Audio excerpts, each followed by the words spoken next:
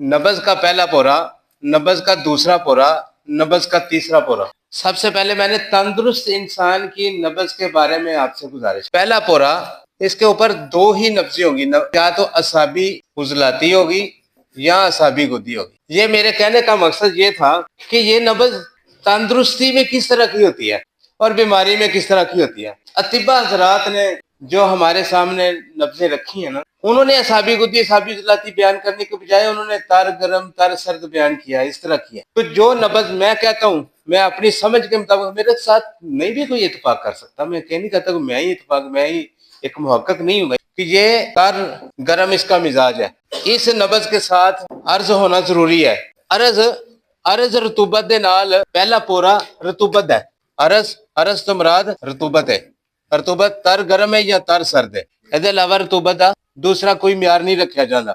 ਅਰਜ਼ ਦੇ ਨਾਲ, ਇਸ ਨਬਜ਼ ਦੇ ਨਾਲ ਨਾਲ ਇਹਦੀ ਚਾਲ ਜਿਹੜੀ ਇਹਦੇ ਅੰਦਰ ਹਰਕਤ ਚੱਲਦੀ ਪਈ ਹੈ ਨਾ, ਉਹ ਸ਼ਿਟਲ ਚਾਲ ਹੋਏਗੀ, ਨਾ ਕਿ ਆਪਣੀ ਜਗ੍ਹਾ ਤੋਂ ਉੱਪਰ ਉੱਠ। ਜੇ ਅਗਰ ਆਪਣੀ ਜਗ੍ਹਾ ਤੋਂ ਉੱਪਰ ਉੱਠਦੀ ਹੋਵੇ ਤੇ ਅਰਜ਼ ਦੇ ਨਾਲ ਇਹਦੀ ਚਾਲ, ਯਾਨੀ ਉਹਦੀ ਚਾਲ ਜਿਹੜੀ ਆ ਆਪਣੀ ਜਗ੍ਹਾ ਤੋਂ ਸਿੱਧੀ ਉੱਪਰ ਉੱਠਦੀ ਹੋਏਗੀ, ਨਾ ਕਿ ਉਹ ਇਸ ਤਰ੍ਹਾਂ ਚੱਲਦੀ। हरारत है रतूबत दोनों की कैफियत होती है। दोनों में क्या फर्क करेंगे, दोनों को आपके सामने मैंने रखा। ये म्यार है तंदुरुस्ती की नब्ज का, ना कि बीमारी का। साबर साहब की एक किताब है मुबादियात तिब, उसके अंदर सफे के ऊपर लिखते हैं साबर साहब, अरीज नब्ज का तल्लक, ये वाली नब्ज साबी गुद्दी साबी उजलाती, अगर ये मिजाज मरीज का बिगड़ जाए, उसके अंदर क्या कुछ हो सकता है। बिगड़े मिजाज को आज आपने समझना है।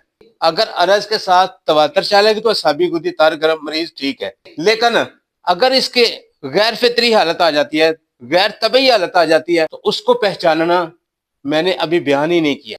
अरीज के हवाले से साबर साहब मुबादियात में लिखते हैं दो लफ्ज कि अरीज नब्ज के साथ औराम शदीद और इंतहाई तप रतूबत हो और औराम शदीद का तस्वर ज़हन में रखना चाहिए। वरम शदीद जख्म भी हो, रतूबत भी हो, समझ नहीं आता, बताएं, दलील दें। ये कब कैसे होगा, याद रखें। अरज का तल्लक, अरीज शरफ मुतदिल, ये इसकी एक छोटी सी मिसाल आपके सामने रख दे। यही सबसे ज्यादा परेशानी। नब्ज भी अरीज है, नब्ज है भी शरफ में, नब्ज है भी मुतदिल।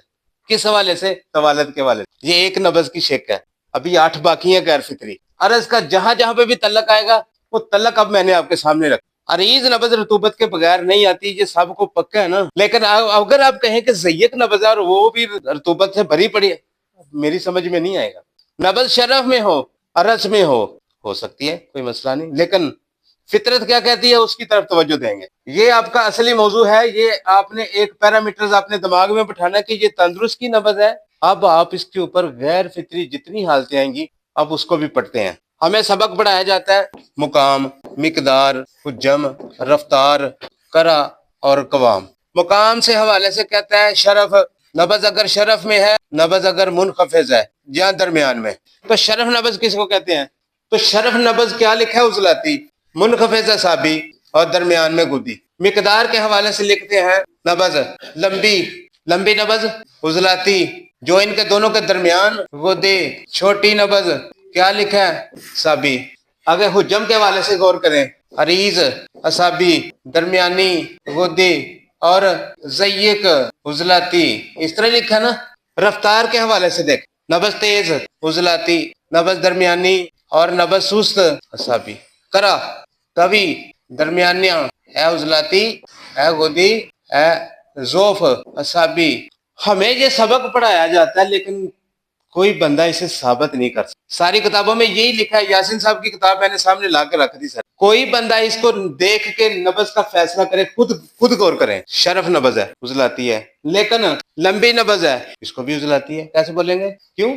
साबर साहब मुबादियात तिब के अंदर लिखते हैं तवील नब्ज, मोतदिल शख्स की नब्ज की निस्बत लंबाई में लंबी हो, हरारत पे दलालत करती है। लेकिन सर जी ये क्या है, कौन सा म्यार है हमारे सामने। अबू अली सीना, उन्होंने किताब कुलियात कानून सफा 493, उसके ऊपर लिखते हैं, कहते हैं बेहतर है कि आप एक पोरे को तरजीह, तीनों पोरों के बजाय एक पोरे को तरजीह दें, तो फिर आपका मामला दुरुस्त हो जाएगा, फिर आपको समझने में आसानी होगी। ये मैंने उधर से लिया, ये याद रखें। साबर साहब ने मुझे और पुख्ता कर दिया, कहते हैं कि साबी उजलाती नब्ज एक पोरे के ऊपर उठती है, ये भी मुझे समझ आ गई। अब खुद फैसला करें। शरफ नब्ज का तल्लक ही हरकत के साथ है, अगर मोतदल होगी तो क्या होगा, गुद्दी होगी। गुदी नब्ज के शरायत ये लिखे हैं हमारे सामने। जो नब्ज हरारत की सर्दी होगी, क्या उसकी शर्तें ये हैं? नहीं है। हरारत नब्ज तवालत के साथ तल्लक रखती है, पढ़ी लिखी बात। हाँ, ये कभी लिख देते हैं ना शरफ और मुनफिज का दरमियान मोत, तो मेरे लिए कितनी आसानी है। इसका तल्लक गुदत के साथ ना लिखते, इसलिए हर वो पूरा उसके ऊपर या नब्ज शरफ आएगी या मुनखफिज आएगी या मोतदिल आएगी, या उसके साथ हवा का तल्लक होगा। जैसे मैंने अरज के साथ शरफ लिख दिया, अरज भी है शरफ भी है, लेकिन तवालत के हवाले से मोतदिल है। एक मिसाल आपके सामने रखी है। ये जो पैरामीटर्स हमें दिए गए हैं, लंबी नब्ज है उसको उजलाती लिखा है, क्यों लिखा है? दलील भी दें। फिर उसका दरमियानी मोतदिल गुदी लिखा है, नहीं। मिकदार नब्ज हमेशा मिकदार नब्ज अरज शरफ और तवालत को लिखा गया, तीनों नब्जों को मिकदार नब्ज कहा गया, ये नहीं कहा गया, ये तो है ही नहीं। क्या मिकदार में सिर्फ एक चीज देखते हैं? ये डिटेल आपके सामने रखने का कुछ मकसद है सर जी। अगर डिटेल आपके सामने ना रखे तो पिछला सर्कल ही सारा भूल गया, हमें तो समझ ही नहीं है इसकी। हमारे सामने इस तरह हर बंदा हमें उंगली उठाएगा, यार ये आप क्या कर रहे हैं? यासीन साहब की किताब आपके सामने इसलिए ला के रखी है, सर इसको मुतालिया तो करें, ये हमें दे क्या रहे हैं, खुद फैसला करें। मिकदार नब्ज के हवाले से गौर करें। आप तो एक चीज कहते हैं भाई नसरुल्लाह साहब, मिकदार नब्ज के हवाले से आपने सवाल कर दिया, पूरी मिकदार नब्ज के हवाले से। अगर इस नब्ज के अंदर शरफ भी आ गया तो मोहतरम, जब इसके साथ शरफ आएगा तो शरफ की साबर साहब ने एक बात बयान कर दी है हमारे सामने, उसकी जरा थोड़ा तवज्जो सुन लें। शरफ नब्ज, सर जी बात सुने एक दफा। अरीज नब्ज में क्या आएगा? याद रखें, औराम शदीद और इंतहाई तप। नब्ज पूरा अर्ज है, चौड़ा आ गया, लेकिन गैर फित्री है। पहचान मैं बताऊंगा। शरफ नब्ज के बनारे साबर साहब क्या लिखते हैं? रिया शिकम जातो रिया, आगे लिखते हैं राशा, औराम और इंतहाई तप का इजहार। मैं इसको दुरुस्त भी करूंगा, आपके सामने रखूंगा इंशाल्लाह ताला, फैसला खुद करना है। मोतदिल किस हवाले से है? तवालत के हवाले से। ये अरज के हवाले से है, ये शरफ के हवाले से, ये तवालत के हवाले से। तवालत में क्या है? मोतदिल। अब मुझे इन सारी चीजों को का मैंने इलाज करना है। मेरे पास मरीज आ गया, ये उसको खून आ सकता है, और आम जहां भी गर्म होगा खून आ सकता है, बिल्कुल आ सकता है। बुखार हो सकता है, हो सकता है। इसके साथ क्या, जब मौसम सर्दी का हो, रतूबत ही हो, बारिश हो रही हो, क्या यार उसके साथ हवा नहीं चलती? हवा नहीं होती। जब हवा ज्यादा होती है, क्या उसके साथ सर्दी ज्यादा नहीं महसूस होती? शिद्दत के साथ हर बंदे ने कपड़े ही कपड़े लिए हैं, रजाई जितने कपड़े लेके घर से आए, क्यों? सर्दी की शिद्दत है। तो सर्दी की शिद्दत की वजह से क्या हाथ पांव मुंह हाथ पैर फुट नहीं जाते? पखाने वाली जगह पे हर बंदा, याद रखें, खून आना इस नब्ज का खासा है, इसमें खून ही तो आता है। लेकिन इसका इलाज सारे 4 नंबर में करते हैं, 5 नंबर में करते हैं, इससे मेरा इख्तलाफ है। जब पखाने वाली जगह पे शदीद दर्द आ जाए, उसको 5 नंबर दवाई देते हैं, ये 100% गलत है। असाब का जैसे उजलात के साथ टच जुड़ता है, दर्द आती है, जलन नहीं। तो दर्द होगी तो याद रखें आपको 2 नंबर 3 नंबर। क्यों? उस वक्त इतना खून पतला आता है, तकलीफ भी शदीद होती है। तो आप तरह के तबखीर 3 मिलियन दवाई दे के तो देखें यार, अंजीर क्यों खिलाते हैं? दलील देना। उस वक्त अंजीर क्यों देते हैं? चाहिए तो था, आपको पहाने वाली जगह पे खून निकल रहा है, खून निकलने वाला, क्या पखाने वाली जगह से निकलने वाला हर खून बवासीर का खून होता है? क्या हर पखाने वाली जगह से फूलने वाले मादा, रगे फूलने के लिए, क्या वो सारी की सारी वो बवासीर के मौके होते हैं? ना यार, ये गलती है आप लोग। फूलने वाला मादा, वहां पे वरीदें फूल सकती हैं, मौके अंगूर के गुच्छे की तरह के मौके देखे हैं, बिल्कुल नरम होते हैं, उनमें से रतूबत पानी निकलता रहता है 24 घंटे, फिर भी उसको बवासीर के तहत इलाज करते हैं। गलत है ये, और आम शदीद के तहत इसको डील करेंगे, ठीक है? ये अर्ज किस तरह का है, ये गैर फितरी किस तरह का है? फितरत तो ये है कि इसको इस तरह होना चाहिए। जब आप इसका इलाज करेंगे तो इस तरह आ जाएगा। ये म्यार आपके सामने रखें। एक चीज और आपके सामने रखनी है, अगर इस नब्ज के साथ देखें, साबर साहब ने इसके अंदर क्या लिखा है? शरफ, ठीक है, मान जाते हैं। रिया के साथ इसका तल्लक है, राशि के साथ इसका तल्लक है, जातुर रिया के साथ इसका तल्लक है, और आमे शदीद इंतहाई तब के साथ इसका तल्लक है। लेकिन शरफ और उसका दरमियानी मुतदिल है, ना कि गुदी नब्ज। वो शरफ का मुतदिल है भाई, वो गुदी नब्ज नहीं है। अच्छा, दूसरा मुनखफिज नब्ज है, उसको लिखा है असाबी है। याद करें, साबर साहब इसकी डेफिनेशन करते हुए लिखते हैं, मुनखफिज नब्ज में असाबी, असाबी दर्द, हैजा, कै, असहाल लिखते हैं। बात मानने को तैयार है?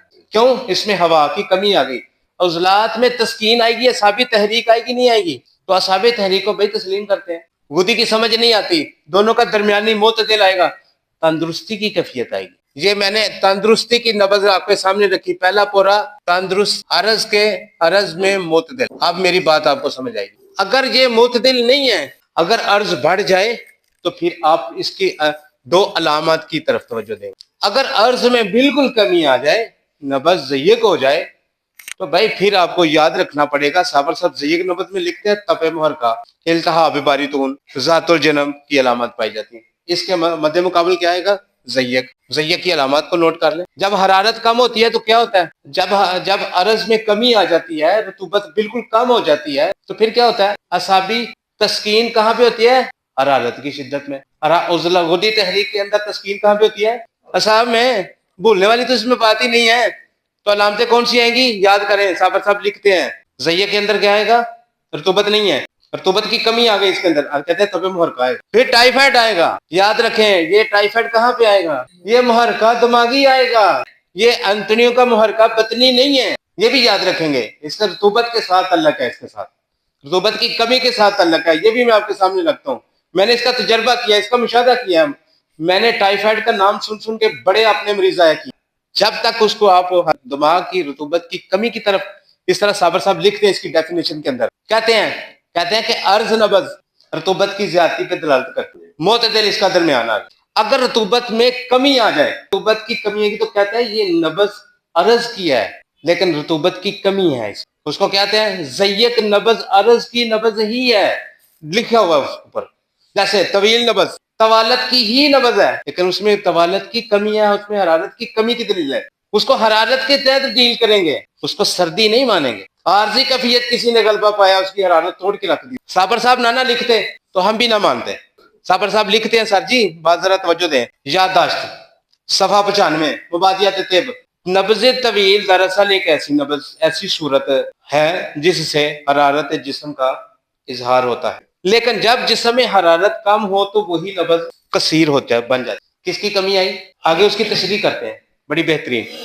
اور جب حرارت اعتدال پر ہو تو اسی نبض کو ہم معتدل کہہ لیتے ہیں۔ یہ تشریح صرف اس لیے کی گئی ہے کہ طالب علم ایک ہی بجائے 3 اقسام کے چکر میں نہ پڑے، بلکہ اسی طویل کو ایک ہی کی 3 صورتیں سمجھے اور ذہن نشین کرے۔ اسی طرح ہی عرض کے حوالے سے لکھتے ہیں، عریض نبض وہ نبض ہے جس کی چوڑائی معتدل شخص کی نبض کی نسبت محسوس ہو، یہ نبض رطوبت کی زیادتی پر دلالت کرتی ہے۔ ضیق یہ نبض عریض کی کمی کا اظہار کرتی ہے، رطوبت کی کمی کا اظہار کرتی ہے، اور اس طرح رطوبت کی کمی پر دلالت کرتی ہے۔ کس طرح؟ دیکھیں، کہتے ہیں حجم، عریض ہے نبض، عریض ہے، اعصابی ہے، مانگے، ضیق ہے، کہتے ہیں عضلاتی ہے۔ یہ سمجھ نہیں آئی۔ ان کا درمیانی گدی ہے، یہ سمجھ نہیں آئی۔ رطوبت کی کمی کا اظہار کرے تو ہم اس کو کہتے ہیں ضیق۔ جیسے رطوبت بڑھاتے ہیں، یہی وہ مقام ہے، سر جی یاد رکھیں گے، یہی وہ مقام ہے۔ آپ دوست صاحب آپ کے سامنے یہاں لکھا جاتا ہے کہ نبض نامکمل ہے، وہ رطوبت کی نبض ہے، وہ عرض کی، لیکن اس میں کیا ہے؟ عرض کی کمی ہے، تو پہلے اعصابی اس کو پورا کریں یار۔ یہ دلیل ہے ہمارے سامنے، نہ کہ اس کو عضلاتی کہتے ہیں۔ وہی رطوبت جو کم ہے، رطوبت کس چیز میں کمی ہوتی ہے؟ رطوبت اعصابی گدی تحریک پوری کرتے ہیں، دیتے ہیں۔ عرض نبض، عرض چوڑائی، ایک پورے کے اوپر چوڑی نبض، چوڑی نبض کو کیا کہتے ہیں؟ عریض، رطوبت کی زیادتی پہ دلالت کرتی ہے۔ ہم جب اس کا علاج کرتے ہیں، جب ہم اس کی دوائی دیتے ہیں، تو دوائی دیتے وقت ہم نے یہ دیکھنا کہ عرض کو ہم نے اعتدال پہ لانا ہے، نہ کہ ضیق کر دینا۔ ضیق کو ہم نے اعتدال پہ لانا ہے، نہ کہ ہم نے اس کو عرض کر دینا ہے۔ ترتیب یہ ہے کہ اگر آپ اس کو اعصابی غدی مقام کے اوپر ضیق دیکھتے ہیں تو آپ برائے مہربانی اس کو پہلے رطوبت دیں، نہ کہ اس کو عضلاتی، نہ کہ اس کو آپ پہلے پورے کے اوپر عضلاتی سمجھیں۔ یہ آپ کی کام خیال ہے، یہ پیرامیٹر ٹھیک نہیں ہے۔ اگر آپ میری بات فالو کرتے ہیں تو پہلے پورے کے اوپر اگر نبض ضیق ہے تو بھائی وہ کہتی ہے مجھے عرض پورا کر دو میرا، میں تو عرض پورا کر دیتا ہوں، میرا مریض ٹھیک ہو جاتا ہے۔ عرض کس چیز میں پورا؟ رطوبت غدی صابی سے، صابی غدی شروع ہوتی ہے۔ اگر صابر صاحب استاد محترم نہ کہیں تو ہم بھی نہ کریں۔ اگر یہ سبق درست نہیں ہے تو پھر اس کو نکال دیتے ہیں کہ میں نے اس کو اس طرح سمجھا، جیسے طویل نبض کو ہم دوسرے پورے کی نبض مانتے ہیں، حرارت کی نبض مانتے ہیں کہ دوسرے پورے کے اوپر حرارت کی نبض ہے، غدی عضلاتی ہے، غدی صافی ہوگی، طوالت اس کے ساتھ شرط ہے، لیکن طویل کا معتدل ہونا شرط سمجھتے، یہ تندرست ہوگی۔ طویل نبض اگر معتدل نہیں ہے، طویل نبض ہے، ہم اس کو بیماری جانتے ہیں سر۔ اگر وہ نبض قصیر ہے، چھوٹی ہے، صابر صاحب اس کو لکھتے ہیں, کہتے ہیں یہ آپ اس کو کثیر نبض نہ جانے, اس کو حرارت کی کمی ہے, اس کی حرارت کی کمی کو پورا کرو, اعتدال پہ آ جائے. یہ آپ کی زندگی کا اصول ہونا چاہیے. دلیل یہ ہمارے سامنے لکھا ہوا ہے مقدار نبض کے حوالے سے. استاد جی مقدار نبض کے حوالے سے ہم نے شرف, طویل اور عرض, ان تینوں چیزوں کو مقدار نبض آتا ہے. ان تینوں چیزوں کو پرکھنے کا نام مقدار نبض ہے. اور استاد محترم استاد عبدالحکیم صاحب ہمیں بار بار یہی تلقین کرتے تھے, کہتے کہ یار مقدار نبض ہی اصل نبض. کہتے ہیں صابر صاحب کہ آپ نے انگلیوں کے اوپر آ کے ہمارا اختلاف ہے, تو ہم نے کیا کرنا سر جی, اگر معتدل موجود ہے تو دی بیسٹ, اگر معتدل نہیں ہے, عرض کی زیادتی ہے, تو عرض کی ڈیفینیشن یاد کر لیں. اس میں کیا ہوگا, آرام شدید اور انتہائی تپ بخار.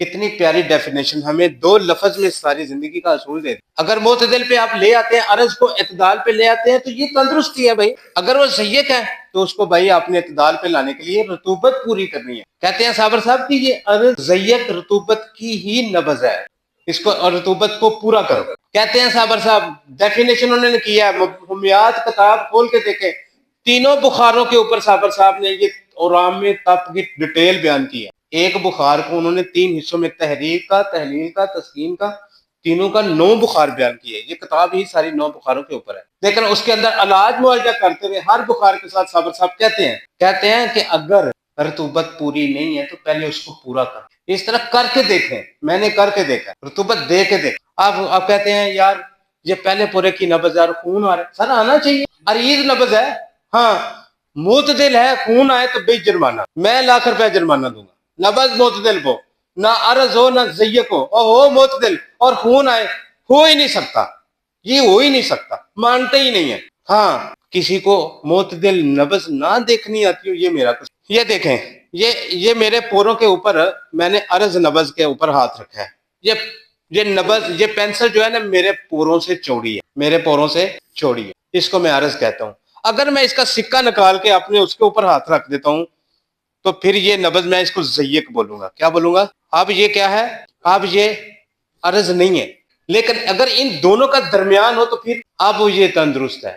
اگر یہ معتدل کی طرف آتی جائے گی تو میرے لیے آسانی ہے, کوئی مسئلہ نہیں ہے, میں کہوں گا یار اب ٹھیک ہو رہے ہو. تو صابر صاحب نے ہمارے سامنے اس کا پیرامیٹر بیان کر دیا. صابر صاحب کہتے ہیں ہم رطوبت کا علاج اتنی دیر تک کرتے ہیں عضلاتی دوائی سے جب تک مریض کو بخار نہ چڑھے. وہ عضلاتی تحریک کا علاج غدی تحریک کے ساتھ اتنی دیر کرتے رہو جب تک اس کو, پھر اس کا ہم حرارت کا علاج رطوبت کے ساتھ اتنی دیر کرتے ہیں جب تک اس کو ہیضے کی علامات کی شروع نہ ہو. تو یار یہ پیرامیٹرز ہمارے سامنے ہیں. برائے مہربانی بعض لوگ اعتراض کرتے ہیں, کہتے ہیں یار منخفض نبض ہیضے میں تو نظر ہی نہیں آتی. یہ جو پیرامیٹرز ہمیں دے گئے رفتار کے حوالے سے, زمانہ حرکت زمانہ سکون کو ہمارے سامنے ڈیٹیل کے ساتھ بیان کرنے والی شخصیت. قوت اور حرکت حرارت تینوں قسم کی نبضوں کے سامنے صابر صاحب نے مقدار نبض کے حوالے سے یہ ڈیٹیل بیان کی. کہتے ہیں کہ طویل نبض حرارت کی بخار کا پتہ دیتی ہے, ورم کی ابتدا کا پتہ, ٹھیک ہے, لیکن اس کے مقابلے میں کثیر نبض معتدل کا انہوں نے کچھ بتایا ہی.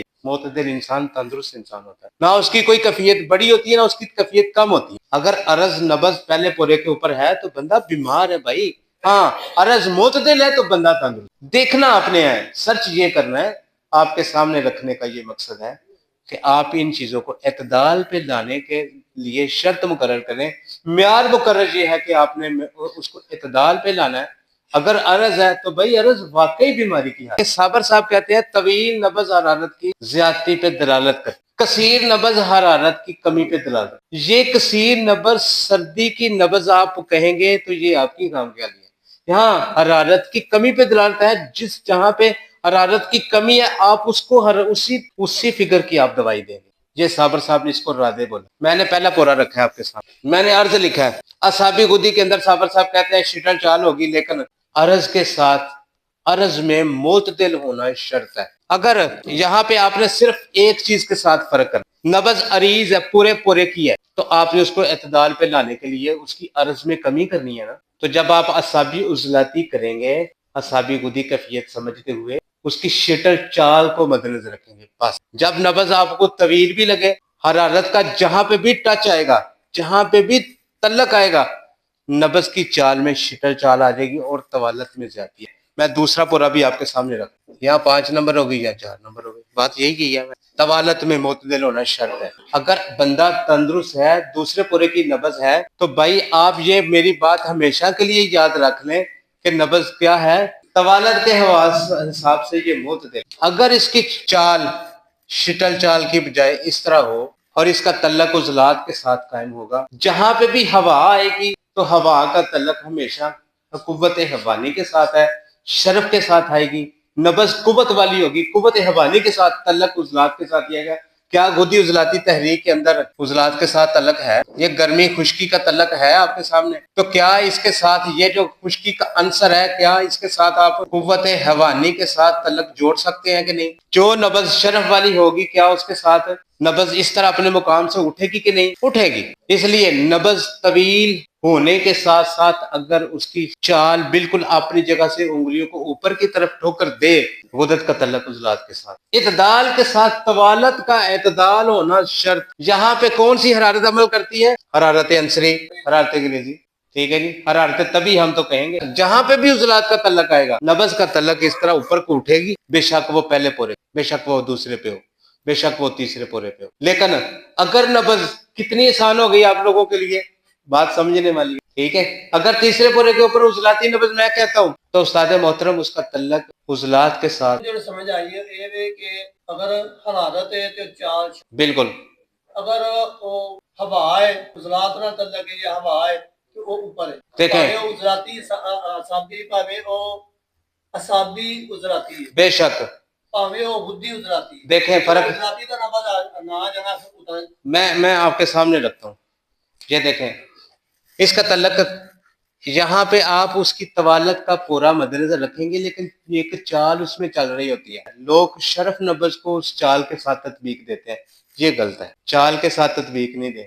چال طوالت ایک اس کا معیار مقرر ہے اس کے ماپنے کا، حرارت جو اس کے اندر ایک امیونٹی، قوت مدافعت، ہماری روح اس کے ساتھ اندر سفر کر رہی ہے، خون کے ساتھ شریانوں کے اندر چل رہی ہے، اور جو اس کی وجہ سے دل کے پھیلنے شکرے کی ایک حرکت انقباضی اور انبساطی ہے، اس حرکت کے ساتھ ساتھ ایک روح کا تعلق موجود ہے، پیچھے سے جو دھکیل رہی ہے، پش کر رہی ہے کہ زندگی چلے گی، ابے جو کیفیت ہے نا، اس کو آپ نے چال کے ساتھ تشبیہ دینی ہے، چال رفتار نہیں۔ زمانہ حرکت، زمانہ سکون کے اندر اس کی بات کرتے ہیں، بات سنیں، یہ میں نے سامنے ایک گول دائرہ کر، سری اس کے اپوزٹ، اس کا درمیان، متواتر اس کا اپوزٹ۔ اب آپ نے یہ چار کیفیات آگے مزاج، جب چاروں کیفیات اپنے اثر و متاثر، کسر و انکسار، فعل و انفعال کے ساتھ آپس میں ملتی ہیں تو وہ 8 مزاج بنتے ہیں۔ کتنے بنتے ہیں؟ 8 مزاج میں سے آپ کے سامنے، آپ ہڈی کے مزاج کو کبھی بھی آپ عضلات کے ساتھ تعلق نہیں جوڑے۔ سرد تر، سرد خشک، یہ 2 مزاج کس کے بنے؟ ہڈی کے۔ نرم ہڈی، سخت ہڈی، 2 ہی قسم کی ہوتی ہے، خشک گرم، خشک سرد، یہ قلب و عضلات کے 2 مزاج ہو گئے۔ گرم خشک تے گرم تر، یہ 2 مزاج کس کے بنے؟ جگر و غدد کے۔ تر گرم، تر سرد، یہ دماغ و اعصاب کے 2 مزاج بنے۔ اسی طرح ہم سری مائل متفاوت، کون سی بنی؟ سری مائل خشک گرم، یہ قلب و عضلات کے 2 مزاج۔ جب بھی آپ نبض کے اوپر، ہاں استاد محترم، اگر کسی کو سری اور تواتر میں فرق کرنا نہ آیا تو میرا قصور کوئی نہیں۔ 2 باتیں، کسی بھی ٹھوکر کا اپنا انگلیوں کو ٹچ کرنے کا وقت اگر تھوڑا ہو، ہم اس کو ٹچ ٹائم کہتے ہیں، کیا کہتے ہیں؟